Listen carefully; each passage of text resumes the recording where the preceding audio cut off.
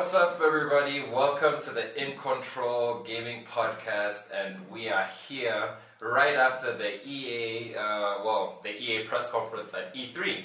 So this is our first reaction video. I'm joined here by Alan today. How are you doing, Alan? I'm alright. Yeah, a let down. A little let down. What we've just seen. Yeah, well, EA press conference was a little bit. It had its slight ups and a bit more downs. And up? Yeah, yeah. You can call it one up. 1, 2, 3? Yeah, but how do you feel about the EA press conference in general? I mean, I wasn't expecting anything going into it. Normally the biggest ones would be Microsoft, Sony, Nintendo, when they decide to be there. Yeah. But... Yeah, but otherwise... It's what I expected. It's what you expected, huh? I mean, okay, let's just jump straight into it. Well, first, we're gonna go through Madden and FIFA. I mean, okay, let's start off with Madden. When you first saw Madden, what were you thinking? I mean, like, we saw the trailer of this guy talking to his child and how he was kind of mentoring him, like, through going into pro. I mean, I don't know. Okay, just tell me, what was the first thing that came to you when you started seeing that Madden trailer? I mean, like, when I was watching it, it's just like, that's the new thing these days for all of the sports games, trying to have... Story mode. But it's never, like, I remember the days like how you had some of those wrestling games. You create your character, you make your decisions as you're going in and so on, but now it's a much more structured sort of a thing, so... Yeah, I don't know. Everybody's going to have generally the same sort of experience. Yeah, exactly. And you know, I felt like I was one of the only people who noticed where, like, when I'm given a character to kind of just mold and follow the storyline that you give me, it kind of takes a lot away from it. Like, I don't know whether I'm not enjoying it as much because everybody is like going through the same experience as I am. You don't really have anything special to it. Like, if you're going to have a story game, something like, let's say, Last of Us or something, that's, like, yeah, it's a narrative. You don't need that. But, I mean, if you've got something like a sports game, you kind of want to feel like you are the Ronaldo. You are this guy coming up. So you obviously want to make your own character, make your own sort of life and so on. Yeah. So now just to be pushed in, okay, here's your old father telling you, oh, you're going to make it, son, you're going to make it. Yeah, it felt cliche. Some will like it, and then some will just like, well, I've seen this before. I mean, we watched it, the first thing you said, oh, here's the Madden Alex Hunter. Yeah. Like, you just see it and you already know where it's going. So. Exactly. I mean, even now that you've mentioned Alex Hunter, let's even go into FIFA. FIFA has brought back Alex Hunter for us. Alex Hunter's back, and we saw all these trailers. I mean, I saw Dele Alli talking about Alex Hunter. I saw Rashford. Who else? Thierry Henry! Yeah, we saw Thierry Henry. Yeah, we saw a lot of, like, celebrities in the soccer world talking about Alex Hunter, and it kind of, like, tries to bring you, like, this whole hype about him. I don't know. I mean, for me, it feels like it's a limited storyline. I don't know what you feel like. I mean, I wasn't impressed, but it just feels like we're still in the direction of FIFA 17. Yeah, pretty much. It's FIFA 17 2.0. Like, it's not a new game. Like I said, if they really wanted to bring something, make it more personalized and so on. So again, for the people who maybe didn't enjoy Alex Hunter, oh well, crap, I guess I have to deal with him again. For those who do, okay, fine, great for you guys. How do you feel about the FIFA games in general for like the past, let's say, 2-3 years? I mean, I can tell you for the past 10 years. That's just not for me. You've left FIFA hanging for a while, right? Man, I think the last one actually the last one I really played was probably 08. 08. And that's just because my roommate in Malaysia at the time, he was a huge football fan and so on. So we bought the game together, we played it, and I think that was the first time they introduced that thing where you have that one character, and like it's like a third-person view. I think that was the first time they did that. So that was something new. Be a Pro. Yeah. So that was interesting, but then it's like, okay, from then till now, the only thing they put was Alex Hunter as far as I'm concerned, but even in terms of how it plays and so on, it's just a new number at the end of the title. I mean, coming from me, it's like I feel like I play every FIFA every year, but I don't play it until exhaustion. But as soon as they added the Be a Pro aspect, because everybody wanted a little bit more from Be a Pro, and then their retaliation was, okay, let's give you Alex Hunter, and it felt so linear. So, I mean, look, in terms of Madden and FIFA, It felt a little bit stale to me when I saw it at first. But anyway, moving on. We all know what to expect from sports games as such. Yeah, pretty much. Yeah, so let's talk a little bit about Battlefield 1 in the name of the Tsar. We saw the DLC. They showed a little bit of gameplay from it. And they gave us a little bit of a taste of what we would expect to play when we're playing Battlefield 1, the new DLC. Personally, from my point of view, I feel like it feels like they've brought something a little bit more fresh to the gameplay, and it's going to be a bit larger. And Battlefield is not dead yet. No. I feel it's not dead yet. I feel like the online gameplay has got still so much more to offer. So I don't know. Yeah, I mean, I like with the new people they're bringing in, like they showed them riding horses and spearing people. Yeah. So if you can bring like a bit of that unique take with the SARS and so on, whatever they're called. And also another thing that they addressed was they didn't actually show it, but they said they're going to bring it, smaller and tighter maps. Yeah. Because I think that's definitely something that differentiates Battlefield from Call of Duty, is that it's a lot bigger map, 64 players and so on. But sometimes you just want to run and gun. You don't need to go over a hill, and so you just want to turn a corner. You think of those, the first Modern Warfare Call of Duties, you know, those little like box. Yeah, you just want to get in and you just want to run and gun. Just you want to make sure that when you turn around this corner, I want someone to shoot. So I mean, it's good that they're not necessarily taking away the big maps, but they are catering to those people who just want to just jump in, 5 minutes, shoot gun, get out. So, yeah, exactly. I think that's good. There were a lot of complaints about people having this situation where the battlefield was so large and it would take you so long to, like, say, reach an enemy, or even if you reach a skirmish in one area of the map, you have no idea what the fuck's going on. You're just killed instantly. Yeah, so I know. By the time you get there, you've just been you've been sniped from a guy like 10 k's away. So yeah, I understand what people are talking about, and they want the quick interactiveness. You want confrontation as quickly as possible. Maybe not as fast as, say, the Call of Duty, let's say Infinite Warfare and such, but you want the opportunity to kind of analyze and get into a battle as quickly as possible and take down people. So yeah, I think Battlefield 1 is looking alright. Anyway, looking on to Need for Speed. Yeah, I mean, in the previous episodes, we spoke about Need for Speed and what we thought we needed from a game like Need for Speed, because people are kind of getting bored. But this one seemed like, Fast and the Furious is the only reference that comes to mind. I mean, even when we were watching it, everybody was just like, yeah, this feels like Fast and the Furious. You're just waiting for Dom to just pop his head out. Yeah, exactly. Just like, we're family. Oh, it's a shotgun. Yeah, that's what you're expecting. But I don't know, what do you think? Is this the direction that a Need for Speed game should be taking? Or, I don't know, I mean, there's this element of fear, and you're like, well, not necessarily fear, but you're thinking about how the Fast and the Furious franchise has made money, and what people expect from racing. Yeah. I don't know what they're clearly riding that wave. Yeah. I mean, Fast and Furious has now become one of the most successful franchises of all time. So I mean, obviously, do what you know makes money. Yeah. The guys who are obviously behind the funding of this game aren't bothered with let's create the revolutionary thing. What's going to get us the money? So you can see that. I mean, as I was watching it, I was just thinking, this is a love child of Fast and Furious, and the guy who directs Transformers, Michael Bay. Slow motion. Yeah. Explosion! Explosion shotgun! It was just a failed Burnout. That's all that I was thinking. It did feel like Burnout, Because, I mean, Burnout identifies itself that fast, like everything is blurring, so when you're not... Now, they're trying to make it somewhat realistic. So they've got those sort of Gran Turismo elements, but we want the radness of what is Need for Speed. But hey, people like Burnout, throw in a few... There was also the knocking when you hit into a car and it just like goes into slow-mo. I remember I asked you guys, I was just like, is this going to be happening every time I hit a car? And just after you said that, what happened? Yep, it went into slow-mo.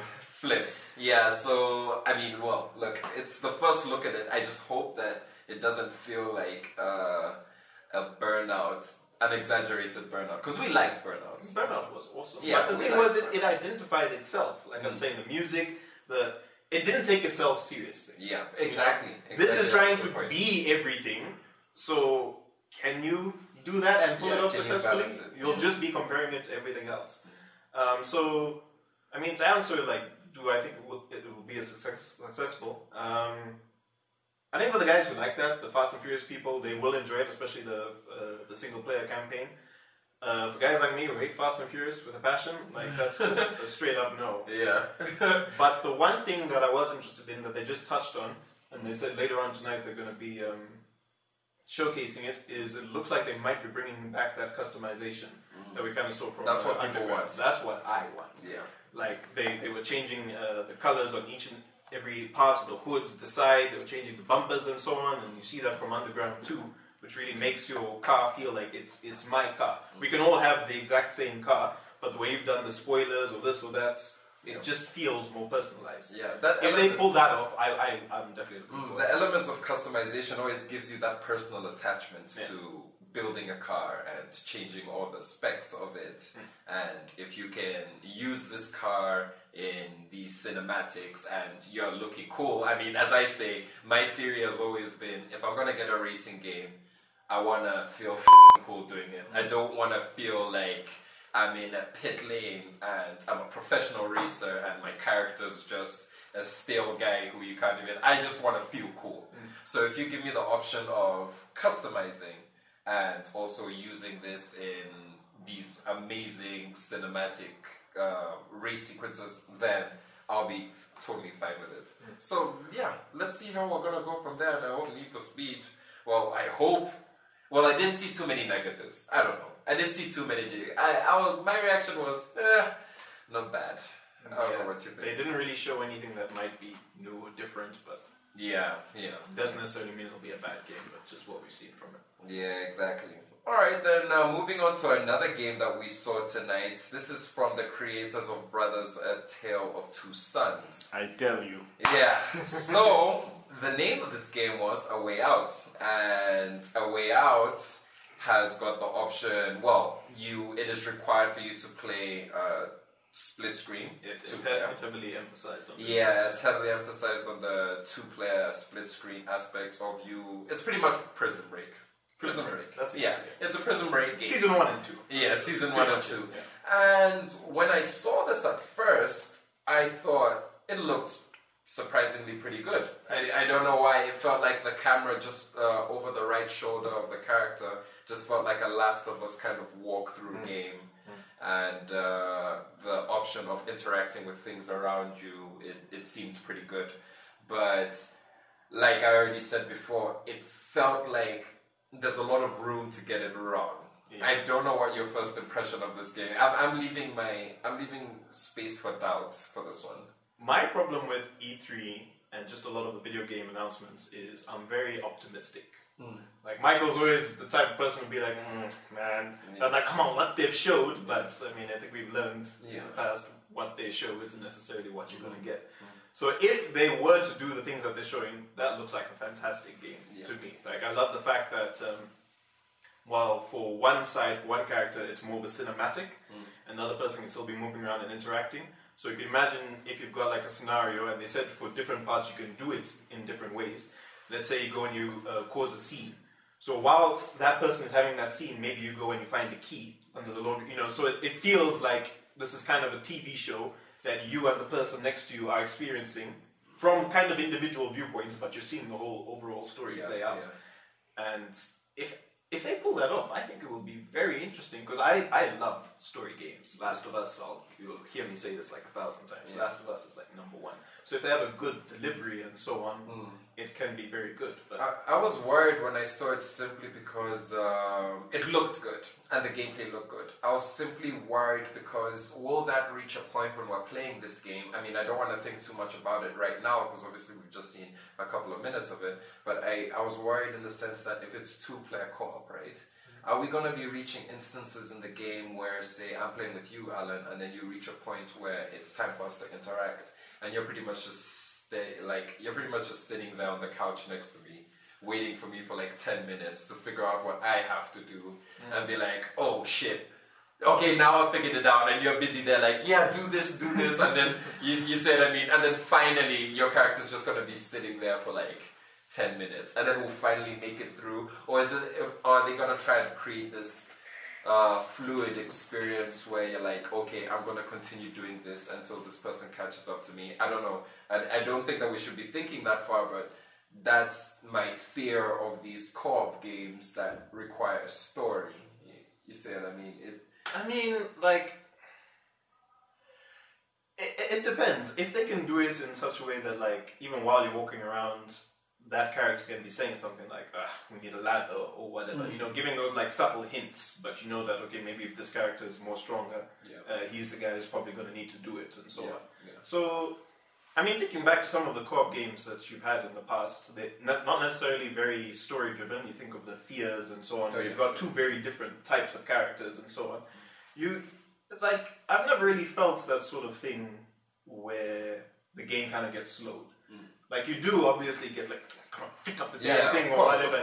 But it's never been like a deal breaker for me. It's kind of expected. I mean, even when you're playing single player, you'll be watching your friend. If you've played it before, you're like, come on, that ladder's right there. So I think that just comes with the territory. But I'm sure they're figuring it out that, I mean, if it's going to be a co-op story, then I'm sure they're trying to figure it out that in transition, this has to be as fluid as possible. So that each character kind of falls in love with the person they're using. And I would feel it's doable, especially when you see some of these games, like even how they're showing God of War, you've had Uncharted, how you've had Last of Us and so on. When you reach certain points and how your companion will like assist you or ask for assistance and so on, I see no reason why they can't do that exact same thing, but another person is controlling it. You know, you need to get over that ledge, help each other out and so on. Like I say, if they pull it off well, I think it'll be a really, really good game. I'm actually, like, it started and we're looking at it, like, but by the end of it, it's like... The guy who was talking, who was it? He was the producer. He was super hyped. It's like, I tell you, this is gonna be the best. I promise. Yeah, but A Way Out just seems like really fun. Like, it seems like a good game. I hope to see more of it. I don't think we're gonna see any more of it for a while. It seemed like development is gonna take forever for that one. Yeah, because even what they're showing wasn't necessarily like live gameplay or whatever. Nah, we didn't see any live trailer structured. So I mean, look, A Way Out looks good. It's still a way to go, but anyway, we'll be patient for it. So, moving on to Bioware. Bioware, we saw a trailer that I don't think I understood totally what I was seeing. I'm still trying to remember what the hell it was. When I was watching it, I felt I felt like I was watching something that felt like Destiny. I didn't know exactly what I was seeing. Destiny and a sprinkle of like Titanfall. Yeah, Titanfall. The mix yeah. Because I mean, we saw the seats that you kind of. As soon as I saw the seat, I was just like, this is something to do with Machina. So you're gonna be using some sort of a robot here, but I don't know whether it's Destiny or Titanfall. Yeah, you're right. So I don't know. Not much. Is there really anything that we can talk about? They didn't really say anything. But I've got a funny feeling that they're going to go along the lines of heavy multiplayer. I feel like they're going to be leaning towards that. I just see it as it's probably just going to be another shooter. Yeah. Like, I don't think that trailer video had anything to do with the gameplay. Yeah. You know what I mean? It's just, okay, you're in mech suits. That's your definition for your armor or whatever. Yeah, exactly. Because if it was more story-driven or something, they would have seen a little bit more. Yeah, we would have seen a little bit more from a character or something. I feel like they're going to be leaning heavily on super interactive online shooter here. Yeah. So not much to say about it. Yeah, but Bioware, we'll see how it goes, but whether or not they will focus on story or focus on multiplayer, it has to come and hit home. Bioware has seemed to have lost its value over the last couple of years, ever since Dragon Age Inquisition, which, by the way, I spent like close to 100 hours playing, and then I was like, why am I playing this now? So Bioware has kind of lost its currency in the world of game development. This one has to... It has to stand up to something, right? They can't do this one half-assed. I really don't know what they're going to do with it. Yeah. And then lastly, we're going to move on to NBA Live 18. NBA Live 18 brought a lot of reactions, emotional reactions, as we watched this together. I think the words that came out of Michael's mouth were, "What the is this shit?" Pretty much. Yeah, and there seems to be a point where the ballers were moving very mechanical. Look, I like watching basketball, but I don't love watching basketball. But I think I know enough about basketball to know what makes a good basketball game. And I think I've seen that from 2K. When I was watching NBA 18, it felt like I was watching a basketball game with the graphics of, say, FIFA 16-ish. Very flat. LeBron, when they zoomed in on his face. He looks kind of sleepy. And the way they presented it, I mean, it was just a slow-mo. Not even slow-mo. It was a replay. It was a replay. It was poor. Let's admit it. So here I'm gonna twist the right analog stick, and he's gonna move with his left. But it's not even playing in real time. This is literally they've probably done something, gone into menu, replay, and are just playing that back slow motion. Yeah, they didn't show us anything. Really. We were quiet for like, I swear we gave them 30 seconds for him to explain the right stick dribbling thing. And then when they stopped it and we weren't going to see any gameplay, like after that, like him playing it, we're like, okay, you showed us a replay. So it was kind of disappointing. Actually, very disappointing. It was very disappointing. This is E3, for God's sake. It's Move right stick, left stick, right stick. Yeah, my right stick is going to be controlled. I was like, look, I don't want to see him doing a crossover. I want to see you play the goddamn game. He's literally explaining to us, and now it's open, so now I can run to the hoop. And that needed explanation. And there were times when, like, I saw a pass. Was it in the movie trailer as well? When he was he threw a pass, and then it seemed like the ball was kind of like magnetized to his left hand before he took the 3-pointer. And I was like, that's kind of poor. I feel like in this day and age, when you give me a sports game, I want everything to feel fluid. Yeah. I don't want my guy to just stick out his arm and the ball is on his palm and he's just taking, like, he might be aiming this way and then the ball's like going in for the 3-pointer. I don't want that. What about the streets, bro? The streets was terrible. It was terrible. It made either make cringe. a basketball game or make a street basketball game. Yeah, it made me cringe. Now they're gonna fail on both fronts. They brought back the kind of what was that? What was that TV show about the guys who used to play basketball in college? College. What was that? I've even forgotten the name, but it's that kind of corny thing of if you want to go pro, then the streets have to respect you. Respect the streets, bruh. Look, make a game that is 100% focused on professional basketball, or make it a streetwise game. We're not gonna dispute. Just make it one or the other. If you try to make a game that strikes a balance between both, I feel like you're searching for an alien. You're searching to make a game perfectly balanced that I don't think can be done just yet. No, it can't be done because those are two different styles of basketball. Yeah. But I mean, the streets you want to show off more and so on. So obviously, if you're going to make a game like that, focus on those trick skills and so on. So now, if you're going to have a professional game, but okay, there's a street mode, and you're not doing that tricky sort of thing, then that side has failed. Yeah. But if you're putting too many resources into what were those purple and gold? What are those shorts? You know, trying to just say, okay, we're going to have this, then now you're detracting from the other side. It was really bad. I think they're just losing 2K so bad that they're trying to say, okay, you know what, we can't beat them at their own game, so here's some other stuff that maybe 2K isn't doing, but it's not going to be done well. Do you sometimes feel that they're not putting in as much effort because they know they're going to sell from their major cash house in Madden and FIFA? Do you feel that there's an element of laziness when it comes to the basketball field for EA, or are they seriously trying? I really don't know. I don't know. Maybe if it's just funding, because the big problem with these sports games is you gotta have one every year. Like with so many other games, you've got the time and that thing to develop it. Here, okay, this date, this thing needs to be out. Of course. Yeah. So, like if things are doing well, you've also got things like a much bigger budget. If you've done it well the last time, you just know the slight implementations you need to do to make it better the next time. But these guys have been doing bad for so long Yeah. It's like they already don't know where they're going in the first place. Like I said, it's like they're just trying to throw everything in together, but it won't work. Yeah, because Really EA is not a small. It's not a small studio. Everybody knows EA, so I tend to wonder when they're taking this many defeats in the basketball field. Is it that? Well, maybe they're just not putting enough effort, or maybe they just don't have the right team.